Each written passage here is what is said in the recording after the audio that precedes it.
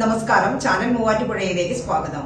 ഛത്തീസ്ഗഡിൽ മലയാളികളായ കന്യാസ്ത്രീകളെ അകാരണമായി അറസ്റ്റ് ചെയ്തതിൽ പ്രതിഷേധിച്ച് കോതമംഗലം രൂപതയിലെ വിവിധ സംഘടനകളുടെ നേതൃത്വത്തിൽ മൂവാറ്റുപുഴ ഹോളിമാഗി ഫൊറോന പള്ളിക്ക് മുൻപിൽ പ്രതിഷേധ സംഗമം സംഘടിപ്പിച്ചു.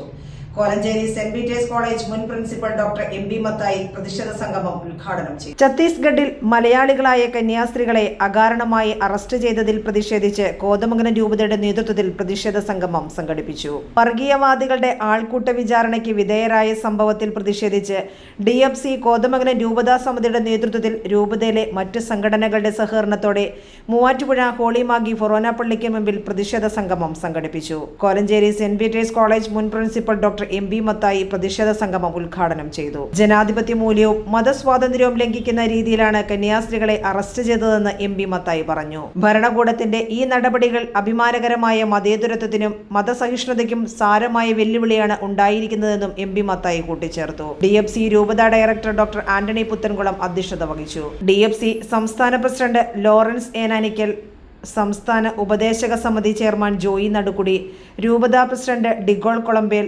AKCC രൂപതാ പ്രസിഡന്റ് സണ്ണി കടുത്താഴെ, നഗരസഭാംഗം ജോയ്സ് മേരി ആന്റണി, നിർമ്മല മെഡിക്കൽ സെന്റർ മുൻ administrator sister Joviet, YMCA president Rajesh Mathew, YWCA president doctor Kukku Mathai, Thodupuzha Newman college മുൻ vice principal professor Jojo Parathalackal, DFC ഫൊറോന പ്രസിഡന്റ് ജേക്കബ് തോമസ് ഇരമംഗലത്ത് എന്നിവർ സംസാരിച്ചു. കന്യാസ്ത്രീകൾക്കെതിരെയുണ്ടായ സംഭവം ഗൂഢാലോചനയുടെ ഭാഗമാണെന്നും കന്യാസ്ത്രീകളുടെ മോചനം ആവശ്യപ്പെട്ട് ജനാധിപത്യ രീതിയിൽ വരും ദിവസങ്ങളിൽ പ്രതിഷേധങ്ങൾ സംഘടിപ്പിക്കുമെന്നും രൂപതയിലെ വിവിധ സംഘടനകൾ മുന്നറിയിപ്പ് നൽകി. കേന്ദ്ര സർക്കാർ അടിയന്തരമായി ഇടപെട്ട് കുറ്റക്കാർക്കെതിരെ കർശന നടപടി സ്വീകരിക്കണമെന്നും യോഗം ആവശ്യപ്പെട്ടു. Team channel Muvattupuzha.